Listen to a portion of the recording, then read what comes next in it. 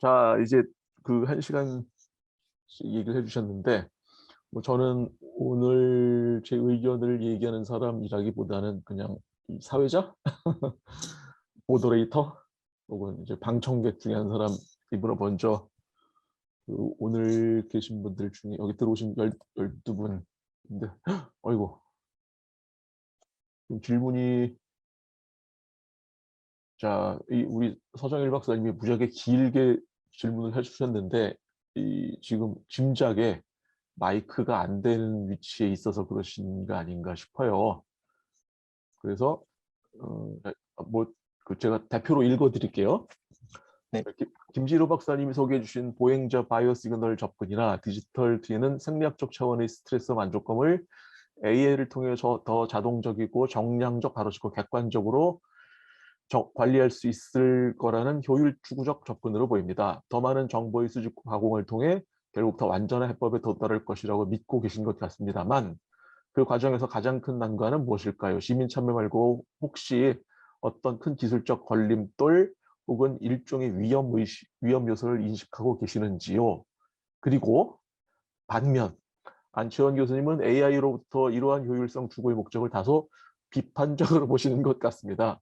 오히려 기술을 통해 다른 모종의 목적, 가로 열고 일종의 비효율적 의미, 가로 닫고를 모색하시는 것이 낫다고 보시는 것 같습니다만, 그렇다면 어떤 분야가 스마트 강소도시에 AI가 적용될 수 있는 가장 유망한 분야 혹은 가장 중요한 분야일 수 있을까요?인데 뭐 앞에 그 김지로 박사님한테 먼저 질문을 하셨으므로 이게 대답을 어떻게 하실지 모르겠는데 저는 읽기만 했거든요.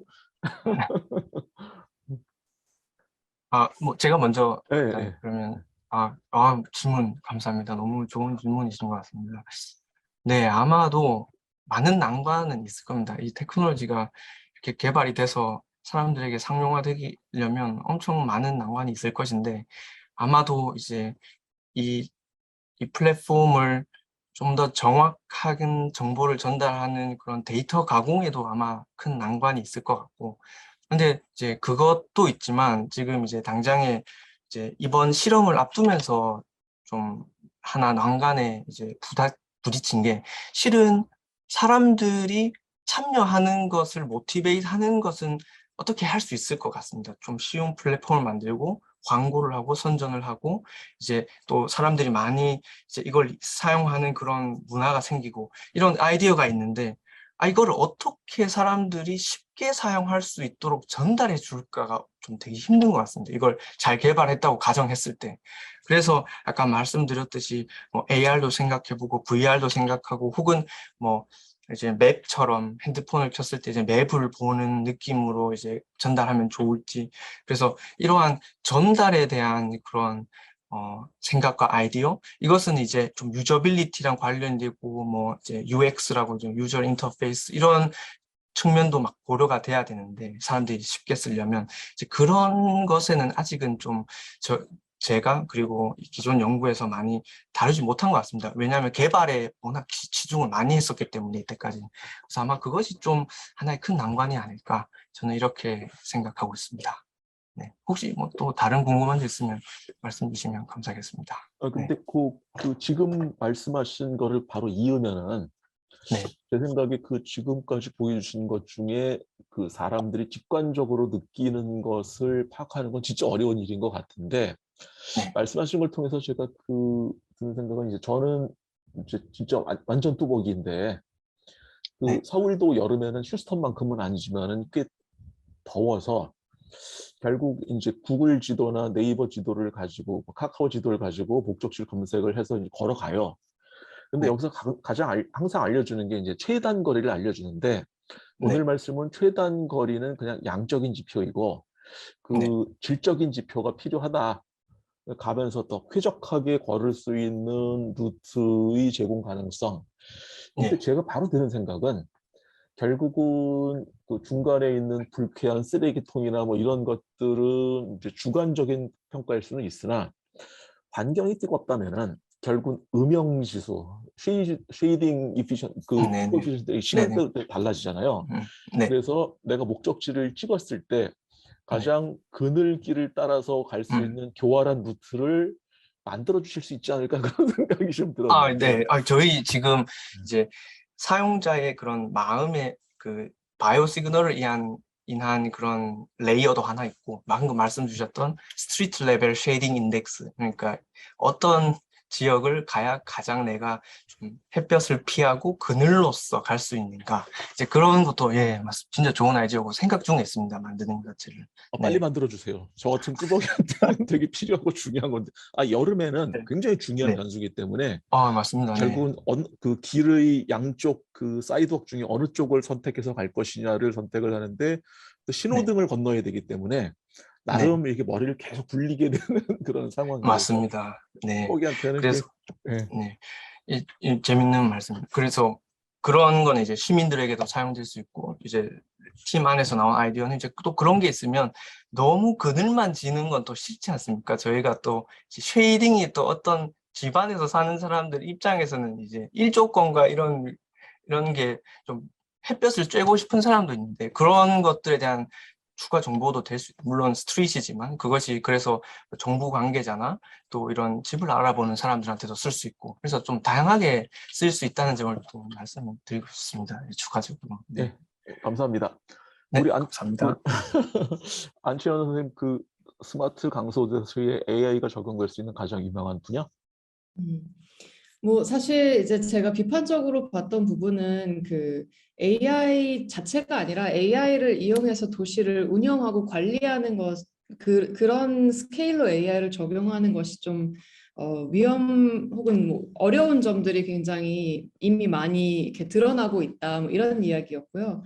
다만 이제 막판에 보여드렸던 뭐 중국의 그 지방, 맞아요, 농촌 도시들에서 벌어지고 있는 움직임들은 사실 굉장히 흥미롭게 봤습니다. 그러니까 어떤 그 도시에서 벌어지고 있는 경제 활동이라든지 그 기술 환경에 이미 적응이 된 어떤 세대들이, 젊은 세대들이 농촌에 돌아와서 그런 것들을 이용해서 기존에 존재하고 있는 산업을 발전시키는 그런 모델로 읽혀졌고, 사실 이것이 이제 도시 계획을 하기 위해서 그 AI가 사용되는 것이라기보다는 어떻게 보면은 개인들이 어떤 이 이익을 창출하기 위해서 AI와 관련된 어떤 기술들을, 뭐 IoT라든지 이런 기술들을 이제 사용하기 시작하는 그 장면에 대한 이제 이야기였고, 그래서 사실은 그 강서도시가 가지고 있는 그 기존의 어떤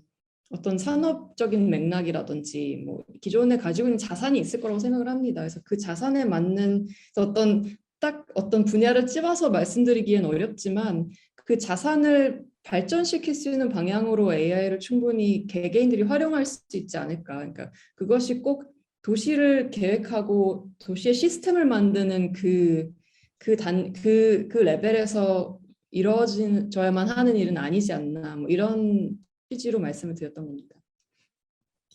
예, 감사합니다. 뭐 다른 그 여기 들어와 계신 분들 중에 그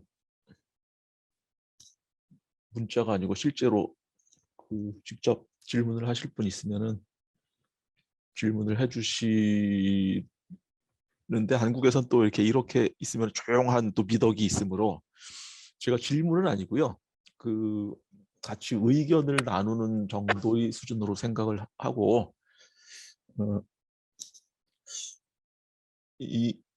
오늘 사실은 두 분이 말씀하신 내용 중에 제일 의미 있는 것은 내용 자체보다 지금 이 미국과 뭐 이렇게 영국 뭐 여기저기 다 포함해서 각 나라에서 어느 정도의 고민들과 이 지식의 축적이 이루어지고 진행되고 있구나를 이제 공유한 것 같아요. 근데 사실 오늘 안채원 선생님 말씀을 쭉 들으면서 든 생각은, 제가 볼 때 지금 그 전 세계에서 가장 스마트 시티를 잘 만들고 있는 국가는 한국의 서울이 아닐까 싶은 생각이 들었거든요.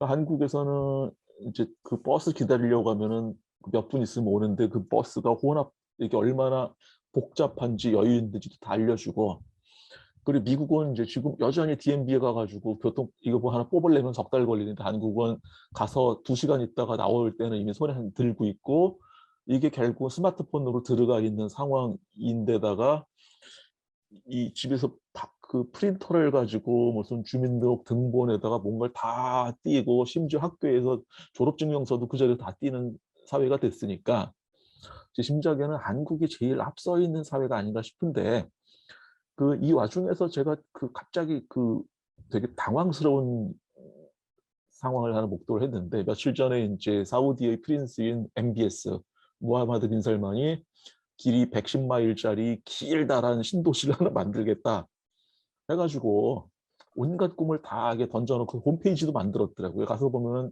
틀림없이 이런 자리에서 적당한 단어인지 모르겠으나 사기꾼처럼 보이는 사람들이 진리하고 결국은 이제 그 자생력이 없는 도심을 인정하는 게 투자 유치를 하겠다. 아무리 우리가 돈이 많지만은 도시를 그렇게 만들 만큼의 그 여유 자산이 있지 않기 때문에 그런 얘기를 하는데 혹시 안채원 선생님 입장 표명이 있으신지 이런 좀 당황스러운 이거는 뭐 아까 말씀하신 노만 포스터의 그런 도시랑은 수준이 다른 초거대 인류 역사상의 신도시인데 혹시 뭐 두 분이 혹시 코멘트 하실 게 있으시면은. 그러니까 사실은 그 제가 보여드렸던 그 이전의 스마트 시티 사례들 중에서 뭔가 비판받고 있는 사례들은 사실 그게 스마트 기술 때문에 비판받는 것인지 아니면 도시계획 자체가 어떤 기존의 컨텍스트를 이렇게 받아들이면서 그거를 이렇게 발전시키는 방향으로 일어나지 않았기 때문에 그런 도시로서 기능하지 못하는 문제들이 있는지 사실 그걸 구분하기는 조금 어려운 애매한 그런 프로젝트들일 수 있다는 생각이 들어요. 근데 이제 이런 말씀하신 이런 프로젝트들이 이제 사실은 어떤 숨은 의도가 있을 거라고 저는 생각을 하거든요. 그러니까 이 어떤 뭐 개인의 어떤 과시일 수도 있고 뭐 우리는 이렇게 할 수 있다라는 어떤 과시를 위한 것일 수도 있고 그 속에는 뭐 굉장히 치밀하게 어떤 산업적인 그 속셈들 이해관계들이 존재할 수도 있는데 그것이 단지 이제 뭔가 굉장히 허무맹랑한 발언처럼 그렇게 그 속에 이렇게 숨어 있을 수도 있다는 생각도 듭니다. 그래서 좀 시간이 지나야 알 수 있는 부분인 것 같은데 앞서 말씀하셨던 우리 그러니까 서울에 사는 사람들의 어떤 생활에 이미 스마트 테크놀로지가 엄청나게 많이 들어와 있는 점 그리고 그런 인프라들이 굉장히 촘촘하게 그 계획되어 있고 실행되고 있다는 점 이런 점이 사실은 한편으로는 그래서 이 그 가능성도 굉장히 많은 지점이라는 생각이 들어요. 그러니까 시민들이 이미 그런 디지털 테크놀로지에 굉장히 많은 그 생활 속에 익숙함이 있고 그리고 이 툴들을 다룰 수 있는 역량들이 있고 그랬을 때 사실은 그 마스다나 송도와 같은 그런 말하자면 어떤 이 도시를 아예 통으로 새로 짓는 식의 방식이 아닌 기존에 존재하고 있는 도시에서 무언가를 개선할 수 있는 방향으로의 그런 테크놀로지 개발이 굉장히 손쉽게 가능하다고 보고 사실 거기에서 이제 김진우 박사님이 오늘 발표해 주신 내용이 굉장히 많이 잘 맞아 떨어지는 부분이라는 생각이 들었어요. 그러니까 이미 사람들이 기존에 사용하고 있는 툴들을 어떻게 말하자면 해킹해서 다른 방식으로 사용할 수 있도록 그 연결점을 만들어줄 것인가. 그래서 답변이 됐을지는 잘 모르겠으나 이미 서울이 가지고 있는 어떤 기술 자산 또 기술에 대한 친화력 이런 것들이 사실 서울뿐만이 아니라 사실 대한민국에 산 사람들이라면은 그런 점들에서 이미 어느 정도의 그 유니크한 상황들이 있다고 생각을 하거든요. 그래서 그런 점을 오히려 이렇게 집중하여 거기에서 이렇게 확장해 나가는 어떤 모델들을 생각할 수 있지 않을까. 좀 추상적이긴 하지만 그런 생각을 합니다. 김진우 박사님 혹시. 네. 좋은 말씀입니다. 저도 한번 곰곰이 생각을 한번 해봤습니다. 어떤 말씀을 드리는 게 좋을지. 근데 제가 생각하기로는 이제, 제가 이제 어떠한 스마트 시티를 위한 기술을 개발한 사람으로서 생각하기로는 이런 기술은 도시가 태어나고 서스테이너블하게 도시 사람들을 계속 그 도시에 잡아두고 그 도시가 계속 이어나가는 것을 기술로서 모든 걸 붙잡아 두는 건 참 쉽지는 않은 것 같습니다. 그 도시가 있으려면 산업이 있어야 되고 여러 많은 측면들이 모이고 모여 쌓여서 컴플렉스하게 이제 만들어지는 게 도시이기 때문에 그래서 이제 그런 도시의 그런 발달과 이런 건 사실 저는 잘 모르겠으나 이제 어, 그래도 그런 계획이 있다면 그게 뭐 정치적인 이유일 수도 있고 뭐 여러 가지 이유로 이제 과시의 목표일 수도 있고 그러나 이제 거기서 뭔가 또 새로운 기술이 탄생되고 또 이제 접목하려고 노력한다면 뭐 괜찮은 시도가 될 수도 있고 또 예를 들어 여기 텍사스 A&M은 지금 보니까 이제 달에 도시를 하나 만들어야 된다고 이제 뭐 그런 이야기를 하고 있던데 왜냐하면 이제 달에 도시가 있어야 화성으로 갈 수 있기 때문에 이제 뭐 그런 프로젝트도 있고 그래서 요즘 뭐 이제 지구 밖에 이제 프로젝트도 있는 한국에 이제 그런 프로젝트들에서 물론 허무맹랑한 이야기일 수도 있지만 새로운 기술이 탄생될 수 있는 그런 뭐 시작점이 될 수도 있고 뭐 그냥 그런 생각을 한번 해봤습니다. 말씀 주신 거에 의해서. 네. 그 이제 제가 오늘 안치환 선생님 말씀하신 나옴이나 이 송도가 꽤 이제 그 밖에서 널리 알려져 있는 뭐 스마트 시티를 위한 이게 이런저런 그 말하자면 이게 스마트 시티 사례를 얘기할 때 송도가 빠지진 않더라고요. 그리고 이제 지금 말씀드린 네옴 시티 뭐 110km, 110마일, 170km짜리 도시를 만든다고 했을 때 이 도시가 왜 필요한지를 생각을 해보면 그 전에 이제 한국의 신도시들은 대체로 다 성공을 했는데 그 이유는 뭐냐면 내적인 사회적인 개발 압력이 충분한 상태에서 이제 그 에너지를 받아서 만들었는데 지금 말씀해주신 뭐 송도를 비롯한 이런 도시들은 결국은 정치적 야심에 의해 가지고 만들어진 도시이기 때문에 그 도시가 자생하기 위한 내적 동력이 전혀 없는 상태에서 이제 이주했다는 그런 공통점이 있지요. 그래서 저는 여전히 그런 도시들의 생존 가능성에 대해서 대단히 비관적이에요, 사실은.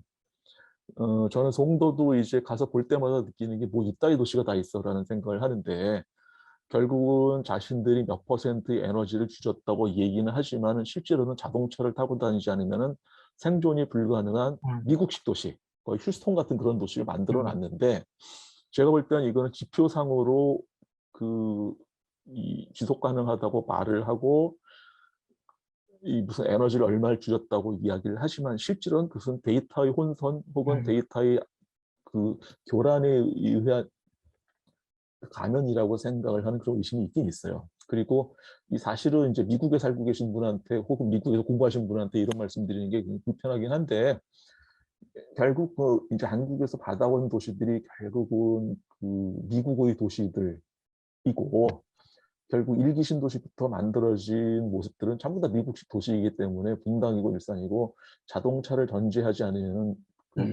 생존이 불가능한 도시인데 지금 우리가 생각하고 있던 강소 도시라고 한다면 절대로 그런 방식의 도시는 아니고 뭐 미국은 전 세계 인구의 4%밖에 안 되는데 에너지는 25%를 다 쓰면서 이제 카본 탄소 중립을 얘기하니까 제가 볼 때 너무나 어이가 없는 상황인데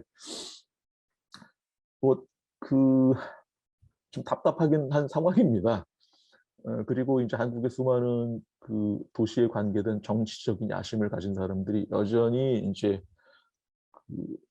더 많은 탄소를 사용할 수밖에 없는 도시에 대한 미련을 계속 가지고 있고 땅을 갈아엎고 그런 상황이라서 저는 좀 불편한 점이 있긴 있는데 뭐 제가 얘기하는 자리가 아니기 때문에 갑자기 내가 이제 흥분해서 말씀을 드렸는데 뭐 발표하신 두 분 중에 제 얘기를 좀 더 합쳐가지고 좀 미국에서 공부하시는 분 입장에서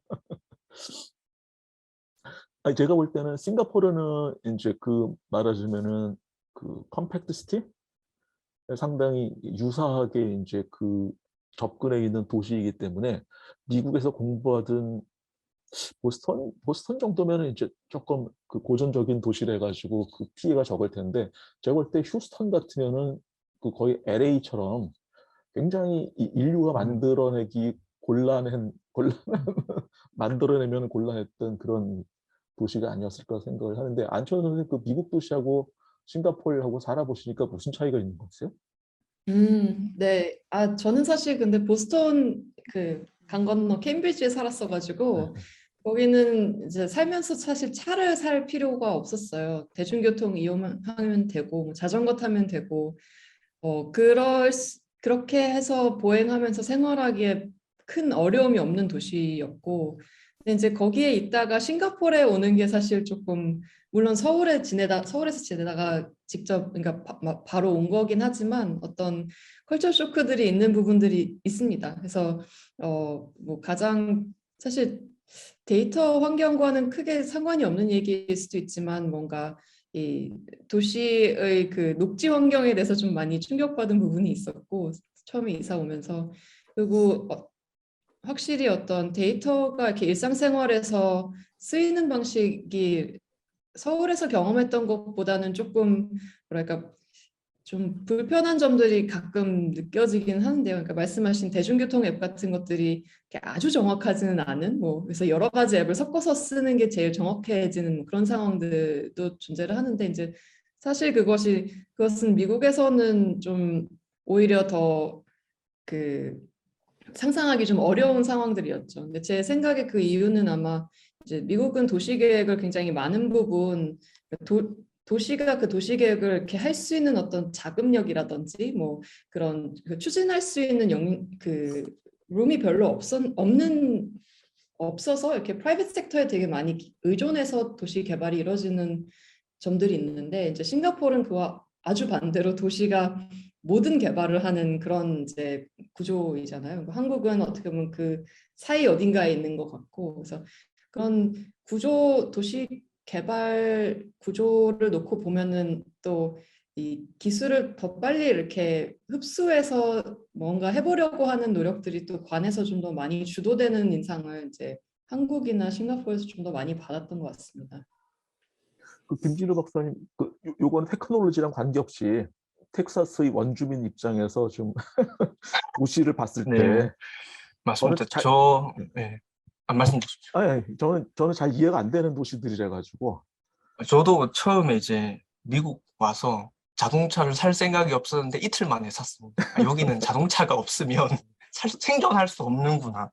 혹은, 그래서 엄청 좀 충격을 받고 이제 휴스턴을 자주 가는데, 휴스턴이 이제 달걀 도시라서 중심에만 이렇게 스카이스크래퍼들이 쫙 있고, 그 다음은 쫙 펼쳐져 있는 그 엄청난 길들, 그리고 대중교통은 있지만 타라고 만든 게 아닌 뭔가 허물만 있는 것 같은 대중교통 이런 느낌을 많이 받았는데 맞습니다. 그 미국의 이런 시티들이 어떻게 하다가 이렇게 생겨났는지는 정확하게 저는 잘 모르지만 분명히 좀 많은 불편함을 느끼고 있는 것 같고 아마 여기 살고 있는 분들도 다 그렇게 이야기하고 그래서 사실은 제가 워커빌리티 이런 연구를 많이 진행하지만 실은 밖에서 걷는 사람도 사실 많이 없습니다. 텍사스는 다 그냥 차에서 차로 이동하고 제 와이프도 이제 여기 와서 월마트를 이제 자전거 타고 가면 되지 않을까 했는데 오자마자 차로 타고 가야 한다. 여기는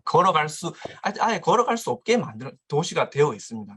그래서 그런 것들은 좀 그래서 결국 미국에 보면 비만율이나 이런 것들도 엄청 오비시티가 되게 심각하다고 하는데 아마 굉장히 큰 연관성이 있는 것 같고 사람들의 피지컬 액티비티를 증진할 수 있는 그런 시티의 구성이 아니니까 그런 맥락에서 저도 컴팩트 시티나 한국같이 굉장히 몰려있지만 그런 퍼블릭 트랜스포테이션이 잘 돼 있고 그래서 사람들이 어떤 내가 뭔가를 사거나 뭔가 행위를 할 때 많이 걸을 수 있게 장려하는 그런 도시가 사실은 멀리 봤을 때는 서스테이너블하고 또 좋은 도시가 아닌가 이런 생각을 합니다. 물론 근데 또 미국에 살면서 한편으로는 미국이 이렇게 발전이 될 수밖에 없었구나라는 생각이 드는 게 이제 사실은 미국이 패권 국가고 굉장히 부의 축적이고 이 잔디나 이런 것들이 사실은 과시에서도 좀 시작이 된 거가 있고 그러면서 이제 뭐 석유값이나 이런 것도 이제 지금 셰일가스 이런 걸로 이제 그래도 계속 유지를 하고 있는 그런 면에서 이제 이런 것들이 또 사실 땅도 엄청나게 크지 않습니까? 미국이 이제 그 펼쳐진 평원에 진짜 집을 짓기만 하면 되는 그런 시스템인데 사실은. 그래서 사실은 사람들이 조밀하게 살 필요가 없는 거라고 생각을 했습니다. 왜냐하면 또 하나의 문화적 측면에서는 미국인들은 프라이버시가 엄청나게 중요한데 집이 조밀하고 사람들을 닭장처럼 모아놓는다고 생각을 해서 이제 아파트먼트 컴플렉스가 이제 층이 올라가게 되고 컴팩트 시티는 그런 거가 굉장히 반감이 있는 그런 또 문화적인 요소 이런 것들이 좀 믹스가 돼서 이렇게 되지 않았나 이런 생각을 합니다. 네. 여기에 한 가지만 덧붙이자면 사실 이제 또 미국은 그 60년대부터 이제 그 도시를 벗어나서 서버브에서 이렇게 집을 짓고 사는 것이 굉장히 제도적으로 뒷받침이 많이 됐고 그러다 보니까 뭐 경제력을 가진 백인들이 이 주변 지역으로 이제 이주를 나가면서 또 도시는 세금을 거둘 수 있는 사람들이 없어지고 이러면서 점점 더 쇠퇴하고 그러면서 그런 인식들이 또 새로 만들어졌던 지점도 역사적으로 있어서 그 부분도 좀 그런 현상에 이렇게 뭐랄까 문화적으로 맥락을 만드는 어떤 과거의 그 잔재들인 것 같습니다. 네, 안창범 선생님이 뭐 마이크가 켜져 있는데 혹시 무슨 하실 말씀이 있어서 저도 뭐 그냥 참석한 김에 뭐 한 말씀 드리고 싶어서 일단 그 두 박사님 오늘 세미나 너무 잘 들었고요. 그 방금 이제 그 서현 교수님께서 얘기하신 부분에 대해서 제가 이제 그 서스테이너빌리티 관련 수업을 들으면 제일 처음에 나오는 얘기가 실은 그 도시야말로 인간이 만들어낸 것 중에 가장 에너지 이피션트한 폼이다라고 얘기를 하더라고요. 이렇게 집적되면 될수록 사실은 에너지를 적게 쓰니까. 그리고 그 집적이 버티컬로 올라가면 올라갈수록 사실은 에너지의 절감이 일어나는 것은 뭐 당연한 거고, 그거는 그 어떤 이동 거리의 어떤 줄어드는 것뿐만이 아니라 이 그 뭐 냉난방 부하에 또 엄청난 영향을 미치기 때문에 이제 저희가 그렇다라고 얘기를 하는데, 그런 측면에서 사실은 미국의 도시들은 에너지 측면에서 매우 이니피션트하죠. 근데 이제 제가 요즘 좀 드는 생각은, 사실 저는 뭐 도시 쪽은 잘 모르는데 저희가 이제 전기차가 나왔지 않습니까? 근데 이제 전기차의 그 에너지는 전기인데, 그런 전기는 또 신재생 에너지로 만들어질 수 있는 구조가 지금 만들어진 거죠, 일종의. 그렇다는 것은 더 이상 어떤 이 버티컬, 지금은 아닐지라도 그 어느 시점이 되면 이 버티컬로 이렇게 꼭 올라가는 것이 꼭 그 어떤 에너지 이피션시에 크게 영향을 주는 측면이 더 이상 아닐 수도 있는 어떤 포인트가 올 수도 있을 것 같다는 좀 생각은 들더라고요. 그런 거랑 또 생각해서 조금 또 아까 그 서영 교수님께서 얘기하셨던 그 새로운 그 이 도시 지금 뭐 어디죠? 뭐 그 중동 쪽에서 지금 계획하고 있다는 도시랑 관련해서 네옴시티, 네옴. 네옴시티. 근데 이제 제가 이제 이 어떤 생각을 좀 하고 있냐면, 저는 이제 뭐 건설 관리, 뭐 시공 쪽을 하고, 특히 요즘 로봇 시공에 대해서 많은 생각을 하고 있는데, 그 로봇 시공을 적용하는 방식 두 가지가 있는데, 한 가지는 이제 기존에 저희가 막 건물을 짓는 방식 중에서 사람이 하고 있는 거를 그냥 대체하는 로봇을 만드는 거예요.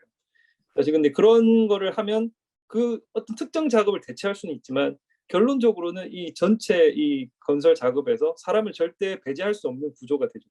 왜냐하면 기존의 방식을 따르기 때문에 어쩔 수 없이 사람이 할 수밖에 없는 구조가 있는데, 그거와 이제 반대되는 어프로치를 하는 또 연구자분들이 계신데, 여기는 뭐냐면 기본적으로 사람이 하나도 없는 건설 현장을 생각하면서 모든 것을 이제 시작을 하는데, 그렇게 되려면 실은 건물의 형태나 모든 것이 다 바뀌어야만이 그 로봇이 다 지을 수 있는 형태가 만들어진다는 거거든요. 사실 그게 당연한 말이고, 근데 같은 형태로 도시를 생각을 해보면 저희가 계속해서 현재의 도시의 어떤 형태, 현재의 어떤 그 교통이 가능한 형태들을 생각하니까 만약에 그 도시의 형태가 지금 우리가 얘기하는 스마트 시티는 결론적으로 현재의 도시의 측면에서 특정 서비스만이 바뀐 스마트 기술로 바뀐 그런 것들이 만들어진다라고 지금 좀 생각이 드는데, 근데 이게 이제 어느 시점이 되면 완전히 이게 또 바뀌어야 되지 않을까. 예를 들면 완전한 자율주행차들이 이제 그 적용이 된다고 치고 서비스 로봇이 더욱더 이제 어떤 특정 조그만 공간뿐만이 아니라 더 큰 공간을 이렇게 좀 활보가 가능한 상태가 된다라고 생각을 한다면 그러면 이게 완전 도시를 우리가 생각하는 어떤 도시 형태가 좀 완전히 바뀌어야 되지 않을까. 뭐 이런 생각을 좀 해봤습니다. 아, 예. 뭐 오늘 발표하신 두 분이 이 코멘트에 대해서 다시 하실 말씀 있으시면 얘기 좀 해주시죠. 전기차 이 세상이 자율- 오면은 전기차 이 네. 세상이 오면은 이렇게 고밀 도시가 필요 없어지지 않겠느냐. 그게 하나고 그다음에 이제 테크놀로지가 바뀌는 세상의 가능성일 것 같은데. 그쵸. 전기차 그리고 자율주행차가 이렇게 결합되는 어떤 미래 모빌리티를 상상하면서 이제 도시는 그러면 어떻게 바뀌어야 하는가, 혹은 또 이것이 결국은 사회가 이렇게, 그러니까 이것이 사회 모든 어떤 계층과 사람들에게 골고루 어떤 이득을 나눠줄 수 있는 시스템을 만들 수 있을까? 뭐 이런 논의들이 사실 굉장히 제가 이제 학교 다니는 그 시점에 많이 논의들이 됐었고, 뭐 그런 것들을 함께 고민해보는 사람들도 굉장히 많았는데요.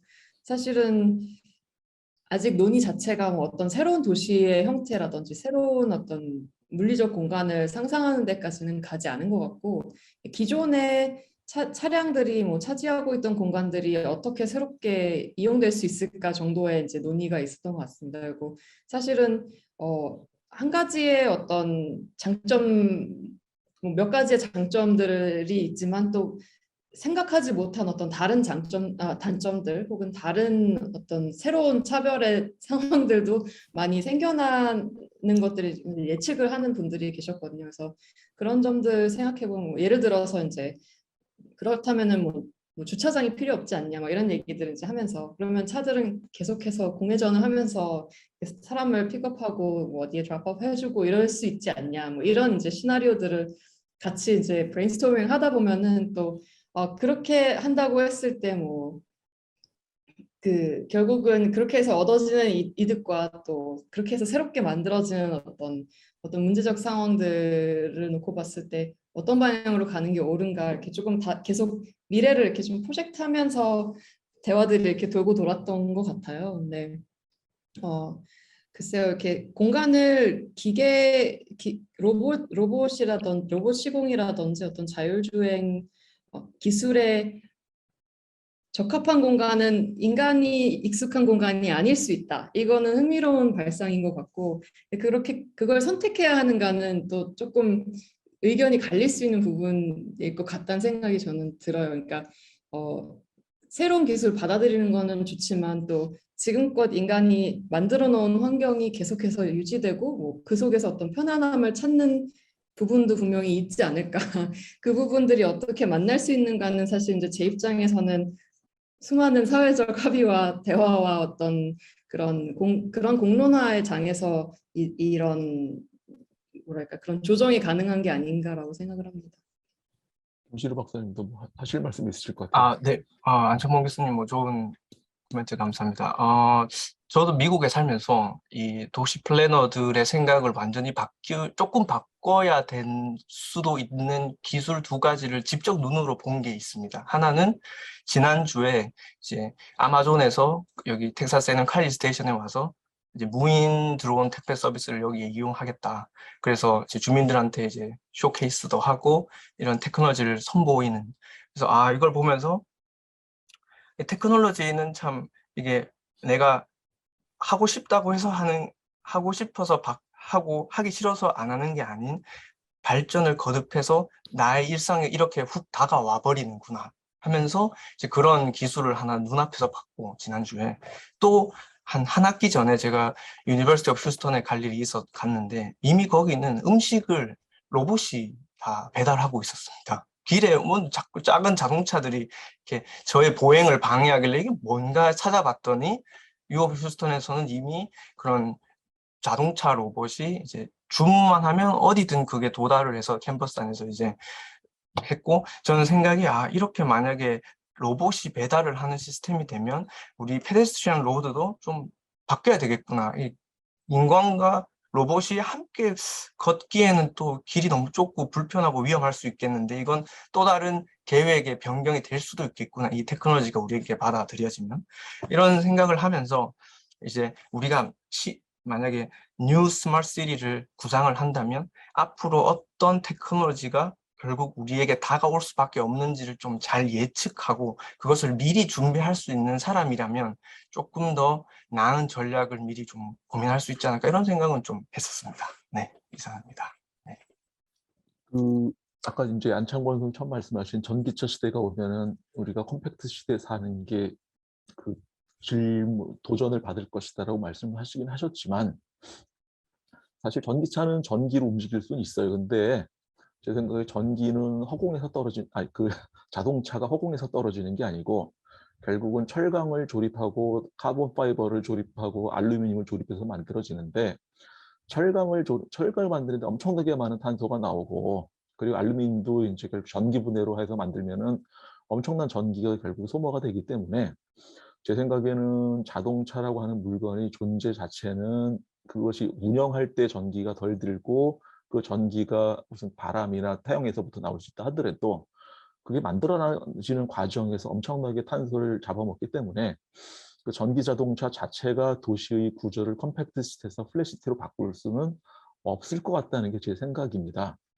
그리고 오늘은 제가 대답하는 자리는 아니고 의견 내는 자리도 아닌데 그냥 우리 이제 토론하는 자리라고 생각을 해가지고 지금 얘기를 하면은 아까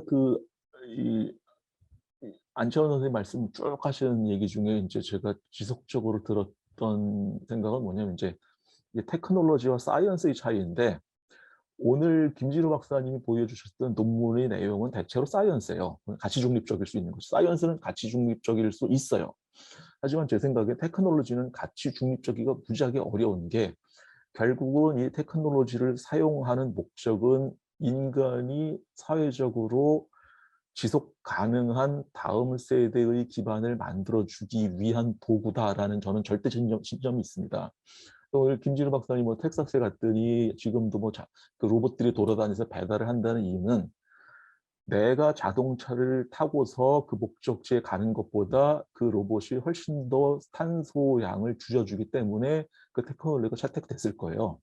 그래서 저는 적어도 이 도시에 관한 테크놀로지에 대해서는 절대 신념이 하나 있는데 그 모든 테크놀로지는 결국은 인간이 만들어 놓은 사회, 사실은 조금 이기적이죠.